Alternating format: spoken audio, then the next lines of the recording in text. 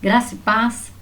Hoje nós vamos estudar um pouquinho aqui no livro de Ruth sobre algumas situações algumas leis que já existiam na nação de Israel em relação à terra, em relação ao resgatador, o que era isso, né?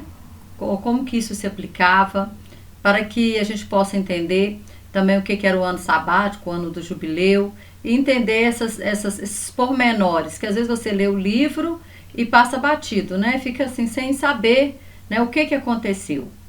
Então, a história de Ruth acontece na época dos juízes, né? Houve uma fome, eles moravam em Belém de Judá, houve uma fome, e eles escolheram, então, ir lá para a terra dos Moabitas, né?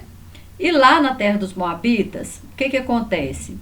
O homem, ele chamava Elimeleque, o pai da família, né? Sua esposa era Noemi e eles tinham 2 filhos, Quilion, né? E o Maalon. E aí, o que acontece? Quando chega lá na terra dos Moabitas, tá aqui em Ruth 1:3, fala assim: morreu Elimeleque, marido de Noemi, e ficou ela com seus 2 filhos, quais tomaram para si mulheres moabitas, era o nome de uma Orfa e o da outra Ruth, e ficaram ali quase 10 anos. E morreram também ambos, Maalon e Quilion, ficando assim a mulher desamparada dos seus 2 filhos e de seu marido. Então o que acontece? Aí a Noemi então ficou só ela, né? Com suas 2 noras. E aí ela tentou despedir as noras, a Orfa aceitou, foi embora, mas a Ruth não. A Ruth, ela se converte ao Senhor, né? Ela fala aqui no 1 versículo, deixa eu achar aqui o versículo 10, no 16, desculpa, o versículo 16 fala assim, no finalzinho dela, tá? Ela fala assim: e seguir-te-ei, porque aonde quer que tu fores, irei eu. E onde quer que pousares ali, pousarei eu. O teu povo é o meu povo e o teu Deus é o meu Deus. Então, naquele momento, ela estava, né, aceitando o Senhor como seu Deus, né, o Deus de Israel como seu Deus. Ela estava abrindo mão dos deuses moabitas para adorar somente o Senhor. E aí elas voltam lá para Belém. Mas voltam o quê? Empobrecidas, né? Porque a Ruth, ela começa a colher, né? A colher espigas, né? Que cai do campo lá de Boaz.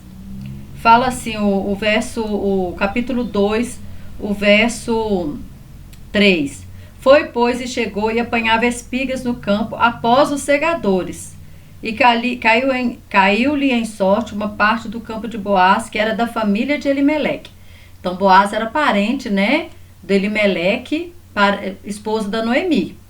E ela começou a pegar a espiga após os segadores. Por que após o segador? Porque também havia uma lei, vamos lá em Levítico, para nós entendermos isso aqui. Foi bem pausado, para ficar o vídeo bem assim, explicadinho. Levítico 19, deixa eu só olhar, conferir aqui o texto. Isso, 19:10. Fala assim, olha, também o homem... Ai, desculpa, eu tô lendo o 20, tá, irmãos? Desculpa, é o 10. Levítico 19:10. Fala assim: semelhantemente, não rabiscará a tua vinha, nem colherá os bagos caídos da tua vinha. Deixá-lo-ás ao pobre e ao estrangeiro. Eu sou o Senhor vosso Deus. Ou seja, Deus havia dado uma lei de que, né, aqui, os colhedores passavam e colhiam ali, né, o que havia plantado ali, quer seja uva, quer seja figo, ou o que fosse. Aquelas, né, espiga, que no caso está falando espigas, eu não sei se era milho, talvez fosse milho. O que caísse no chão, eles não podiam pegar, porque ficava para o pobre. Então eles iam colhendo na frente aquelas pessoas que não tinham condições, que não tinham o que comer, ia colhendo atrás. Eles não podiam voltar para pegar o que caía. Então o que caía era do pobre. Isso era uma lei, tá? Tá aqui em Levítico 19:10. Então a Ruth e a Noemi, como não tinham o que comer, a Ruth começou a colher, fazer isso, essa forma, né? Isso era uma forma também de Deus proteger o pobre, para que o pobre não morresse de fome. Então a Ruth foi lá colher, e foi colher justamente no campo de Boaz, que era parente de Elimeleque, tá? E aí, um dia, a sogra dela fala para ela assim: ô Ruth, olha, você agora, você vai e deita, né? Observa onde que o Boaz vai deitar e deita nos pés dele e lhe descobre os pés. Não é isso que nós lemos aqui? O 7, ó, havendo, pois, Boaz comido e bebido, estando já o seu coração alegre, veio deitar-se ao pé de um monte de grãos. Então veio ela de mansinho e lhe descobriu os pés e se deitou. Por quê? Porque havia também uma lei em Israel com relação a essa questão de descobrir os pés, que nós vamos ver aqui lá em Levítico 25, desculpa, agora não é mais Levítico, é Deuteronômio 25, porque o Deuteronômio, ele é um livro que ele repete, né, tudo, Moisés vem repetindo para o povo, para a nova geração, né, que vai entrar na terra de Canaã, e aí ele começa a repetir, porque aqui já havia passado os 40 anos do deserto, muitos, né, a maioria já havia morrido lá, então ele começa a repetir as leis. Então, Deuteronômio é uma repetição. E aqui em Deuteronômio 25, eu vou ler do verso... Para ficar bem entendido, eu vou ler desde o verso 7. Porém, vou ler o 6. Ó, o primogênito que ela lhe der será sucessor do nome do seu irmão falecido, para que o seu nome não se apague em Israel. Porém, se o homem não quiser tomar sua cunhada, esta subirá à porta dos anciões e dirá: meu cunhado recusa-se citar seu irmão nome em Israel, não quer cumprir para comigo o dever de cunhado. Por quê? Se o marido morria, aí deixou a esposa e ela não tem filho, aí o cunhado tinha que casar com ela, para suscitar, para que aquela família não viesse a ser esquecida, acabada. Então tinha que ter descendência. Essa era a lei, tinha que ter descendência. E aí, o verso 8 fala assim, então os anciões... Aí o 7, porém se o homem não quiser tomar sua cunhada, essa subirá à porta dos anciões e dirá: meu cunhado recusa suscitar seu irmão nome em Israel, não quer cumprir para comigo o dever de cunhado. Então ela procurava ali as autoridades, né? Os anciões, né? Nessa época dos anciões. Então os anciões da sua cidade o chamarão e com ele falarão. E se ele persistir e dizer não quero tomá-la, então sua cunhada se chegará a ele na presença dos anciões e lhe descalçará o sapato do pé, lhe cuspirá no rosto e protestará e dirá: assim se fará o homem que não edificar a casa de seu irmão. E o seu nome se chamará em Israel a casa do descalçado. Então, quando a Ruth descobre os pés de Boaz, ela estava dizendo assim: você não quer ser o meu remidor? Você não quer, né, se casar comigo? Você não quer me remir? Porque ele era o parente. Entendeu? Mas só que acontece um fato. Boaz fala assim: olha, eu quero sim, né? Eu sei que você é uma mulher virtuosa, eu sei que você poderia ter escolhido um jovem, porque Boaz nessa época já era de certa idade, você poderia ter escolhido, né? Mas você não escolheu, e todo mundo na cidade já te conhece, já conhecia ela, né? Que era uma mulher trabalhadeira, uma mulher que não largou a sua sogra, que veio junto com a sua sogra, já conhecia as virtudes dela. E aí ele fala assim: só que tem um parente mais próximo que pode remir, e eu vou ver com ele. Porque como que era a história da terra? Agora nós vamos ver a história da terra. Levítico 25. Vamos voltar lá em Levítico agora. Vamos ver como que era a história da terra. Eu creio que você entendeu até agora, né? Que ela queria que ele fosse o remidor dela, por isso ela descalça o pé dele. Né? E ela não entendia muito disso não, porque ela era moabita. Mas a Noemi entendia e mandou ela fazer. E ela fez exatamente o que Noemi falou. Né? Não precisava dele julgar a capa sobre ela, porque não tem essa lei. Mas ela não sabia, talvez era a lei lá dos moabitas, né? Quando ela descobre os pés, ele já sabia do que se tratava. Então, aqui em Levítico 25, Deus ele dá uma lei, que era uma lei concernente ao ano sabático e ao ano do jubileu. O ano sabático, ele era contado 6 anos, os israelitas podiam plantar a terra. Porém, no 7º ano, a terra tinha que descansar. E é tão interessante que no 6º ano a terra produzia o dobro. Fala que eles poderiam ficar até o ano O ano, no sexto ano, o versículo 25, 21 fala assim, ó. Então eu lhe mandarei a minha bênção sobre vós no sexto ano, para que dê fruto por 3 anos. Imagina. E aí o que acontece? Então o sétimo ano era o ano de descanso da terra. Então no ano sabático não podia plantar. O que a terra produzisse por si só ficava para os pobres. Também os ricos ali não poderiam colher nada do que ela produzia por si só. Não era plantada. Mas se tinha alguma plantação lá que sobrou do ano sexto, ou se ela nascesse alguma coisa, né, na terra naquela época, naquele ano, ficava para os pobres. Então, esse era o primeiro mandamento. Descanso da terra no sétimo ano. E de 50, aí contava-se, desculpa. E nesse sétimo ano também, tinha que dar liberdade para o escravo. Você comprou um escravo? Olha, eu comprei um escravo, faltava 2 anos pro ano sabático. Então você comprava ele por um preço. Se faltasse 6 anos, aí você comprava ele por um preço maior, porque ele ia te servir 6 anos. Mas quando chegasse o sétimo ano, você tinha que libertar o escravo. Essa era a lei que Deus deu. Tanto para o ano sabático quanto para o ano do jubileu. Mas o que é o ano do jubileu? O ano do jubileu contava assim. Deixa eu ler aqui para você. Levítico, né? Começa no verso 8. Levítico 25, 8. Também contará 7 semanas. Não, desculpa. Então contará 7 semanas de anos. Ou seja, 7 semanas de ano. 7 vezes 7. 7 vezes 7 anos. Está bem escrito aí no versículo 8. Maneira que os dias das 7 semanas de anos te serão 49 anos. Então, no mês sétimo, ao 10 do mês, fará passar a trombeta do jubileu.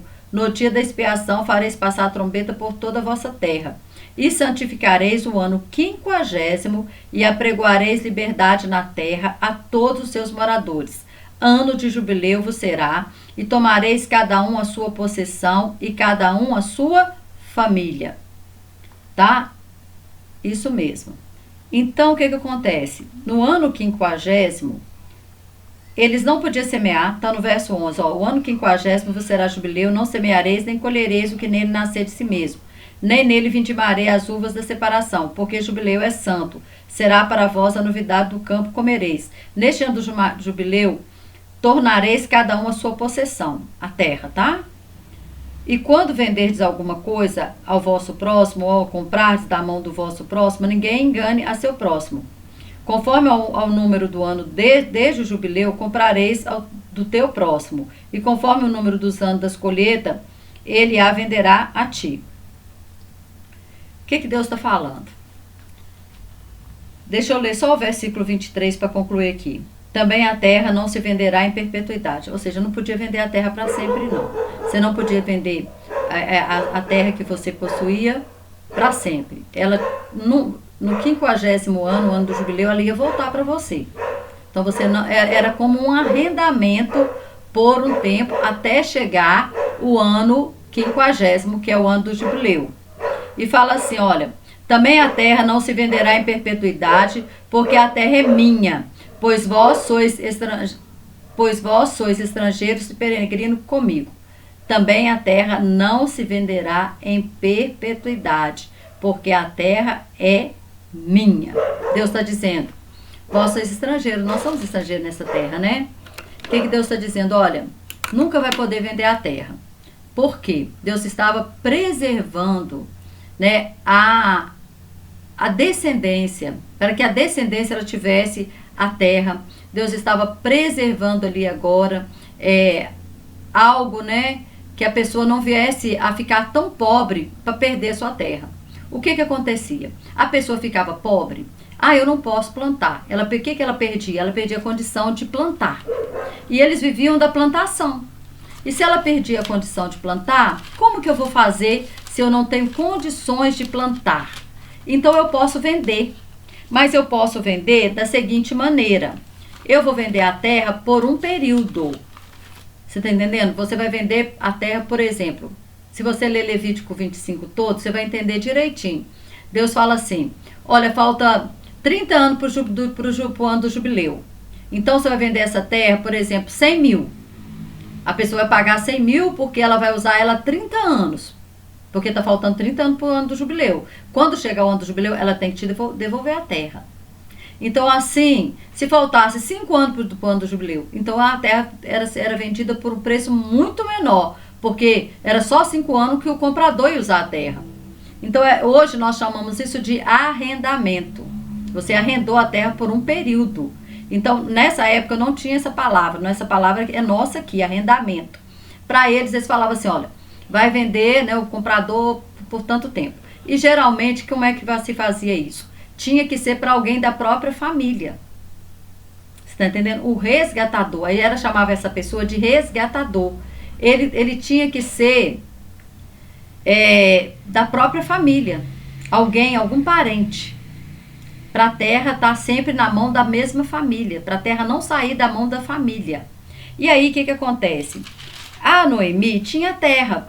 Por quê? Porque quando, né, como eu disse para você, a terra não podia ser vendida eternamente, para sempre. Então o marido dela deixou terra lá. Só que ela era pobre, ela não tinha condições de plantar. Ela não tinha condições de pagar pessoas para plantar para ela. Pagar as pessoas, né, os diaristas, pessoas que trabalhavam a terra naquela época. Então ela vai e fala para Ruth assim, Ruth, vai lá e pede o Boaz para ser o remidor. Então, o remidor, duas coisas aqui, a Ruth estava querendo que ele se casasse com ela, porque ela descobriu os pés dele, e aí ele falou para ela assim, que ele também gostaria de ser, só que havia um parente mais próximo. Por quê? Porque se dava preferência para o parente mais próximo. E aí, no outro dia, ele procurou o parente mais próximo. Tá aqui, no 4, o 4, tá? Agora nós vamos ver aqui o 4, do 8 em diante. Eu acho que é o 8, deixa eu ver. Não. Tá, vou ler do verso 2. 4, versículo 2. De Ruth, tá? Fala assim, então tomou 10 homens dos anciões da cidade, Boaz, viu? E disse, assentai-vos aqui comigo. E assentaram-se. Então disse ao remidor aquela palavra da terra, que foi de Elimeleque, nosso irmão, Noemi, que tornou da terra dos Moabitas, está vendendo. Olha para você ver como que ele fala, né? Eu vou ler de novo, do 4, começando do 1, para ficar bem entendido. Fala assim, Boaz subiu à porta e assentou-se ali. E eis que o remidor de que Boaz tinha falado ia passando e disse-lhe, ô fulano, vem cá, assenta-te aqui. E desviou-se para ali e assentou-se. Então tomou 10 homens dos anciões da cidade e disse, assentai-vos aqui, e assentaram-se. Então disse ao remidor aquela parte da terra que foi de Elimeleque, nosso irmão, Noemi, que tornou da terra dos Moabitas, está vendendo. E eu resolvi informar-te disso, dizer-te, compra diante dos habitantes e diante dos anciões do meu povo, se a has de redimir, redime-a. Se não houver de redimir, declara-mo para que eu saiba, pois outro não há senão tu que a redima, e eu depois de ti. Então disse ele, eu a redimirei. Disse, porém, Boaz, no dia em que comprares a terra da mão de Noemi, também a comprarás da mão de Ruth, a moabita, mulher do falecido, para suscitar o nome do falecido sobre a sua herança. Então, o que nós lemos lá em Levítico? Tinha que suscitar herança ao falecido. Então, a Ruth tinha casado com um dos filhos de Elimeleque e não tinha ficado descendência de Elimeleque. Então agora, a pessoa que ia comprar o campo também tinha que casar com a Ruth, para suscitar herança a Elimeleque, descendência para Elimeleque, descendência para Quilion, que havia casado com ela. E aí, olha o que acontece. Então disse o remidor, para mim não a poderei redimir, para que não me prejudique a minha herança. Toma para ti o meu direito de remissão, porque eu não a poderei redimir. Havia, pois, já de muito tempo este costume em Israel, quanto à remissão e permuta. Para confirmar todo o negócio, o homem descalçava o sapato e o dava ao seu próximo. E isto era por testemunho em Israel. Disse, pois, o remidor a Boaz, toma para ti, e descalçou o seu sapato. Por isso que Boaz pôde casar com Ruth, porque o remidor, que era mais próximo de Elimeleque, ele abriu mão, porque ele falou, a terra eu quero, mas casar com a Ruth eu não quero. Então, tinha que acontecer as duas coisas, porque eram duas leis aqui que estavam sendo aplicadas. A lei de que tinha que continuar a descendência, ela tinha que casar com alguém que fosse da família do Elimeleque para suscitar descendência, e ele precisava também de alguém que fosse da família para pagar a Noemi a parte que ela estava vendendo do campo de Elimeleque. Ela estava vendendo para sempre? Não. O Boaz agora, ele era um homem rico, ele ia plantar aquela terra, ele ia utilizar aquela terra até o ano do jubileu. Quando chegasse o ano do jubileu, o que acontece? A terra voltava para Noemi. E aí o que acontece? Noemi é abençoada e Ruth também é abençoada. E Boaz, né? Porque ele encontrou uma esposa virtuosa. Boaz, porque compra aquela parte, planta, vende, né? Ele lucra com aquela terra, lucra se casando com a Ruth, suscita a herança, porque nós vemos que eles entram na descendência de Davi. Né? Se você ler lá em Mateus 1,5, fala, né, que Salmão gerou de Raabe, Boaz gerou de Ruth, Obed gerou Jessé, e Jessé gerou o rei Davi. Está lá em Mateus 1,5. Então eles entram ainda na descendência de Davi, do rei Davi. Então, assim, todos eles foram abençoados. Mas foi tudo dentro da lei. Porque Deus ele só age dentro da lei. Então, havia a lei que no 50º, a terra tinha, no 50º ano, a terra tinha que voltar para o seu antigo dono. Se o dono estava pobre, ele poderia vender parte, né, ou a terra toda, se fosse o caso, mas era um arrendamento que era feito. E nesse caso da Ruth, ainda aconteceu alguma coisa, que ela precisava de alguém para casar com ela, que fosse da família do seu ex-marido, do seu falecido marido, né, do falecido, para suscitar descendência a ele. Então, tudo isso aconteceu, porque eles geraram Obed, né? E o Obed gera Jessé, Jessé gera o Davi. Então, a descendência continua. E a Noemi também é abençoada, por quê? Porque ela consegue vender parte da terra que ela precisava, do dinheiro, né? Como ela estava pobre, ela já era velha, ela não tinha condições nem mesmo de ir, né, pegar aquilo que caía no chão. A Ruth que fazia isso, para sustentar as duas. E agora ela tinha o dinheiro da parte que ela vendeu. Então ela tinha como se manter, né? Fora que, logicamente, que a Ruth continuou, Ruth e Boaz, né? Abraçaram ela e continuaram abençoando a vida dela. Então aqui, através dessa história, nós conseguimos entender que o ano sabático era de 7 em 7 anos, né? Era o 7º ano, 6 anos plantava, o 7º tinha que dar descanso para a terra, o 7º tinha que dar liberdade para os escravos, o ano do jubileu tinha que dar liberdade para o escravo, não podia semear a terra, mas também a terra voltava para o seu dono. Tudo com leis, tudo debaixo da legalidade, porque Deus só trabalha debaixo da legalidade. Então, irmãos, é por isso também, quando a gente lê lá em 1 Reis 21, o 2 e o 3, quando Acabe, né, ele fala para Nabote, que ele, para vender a vinha dele, e Nabote fala, eu não posso vender a herança dos meus pais. Nabote estava agindo dentro da lei, não podia. Deus falou, não pode vender, não pode sair da família. Aí Jezabel arma, né, uma situação para que matem Nabote para ficar com a vinha. Será que Nabote não tinha parentes? Que a vinha dele não ia ficar para alguém? Certamente tinha, mas né, podem ter ficado com medo da própria Jezabel. Não se sei a história. Mas o Nabote estava certo, ele não podia passar aquela vinha. Nem para Acabe, nem para ninguém. Só para alguém da sua própria família. Vocês entenderam? Tudo. Se você não tiver entendido, volta o vídeo na parte que você não entendeu. Lê os versículos, os textos que eu citei aqui, que vai ficar de fácil compreensão. Tá bom? Deus te abençoe poderosamente, em nome de Jesus.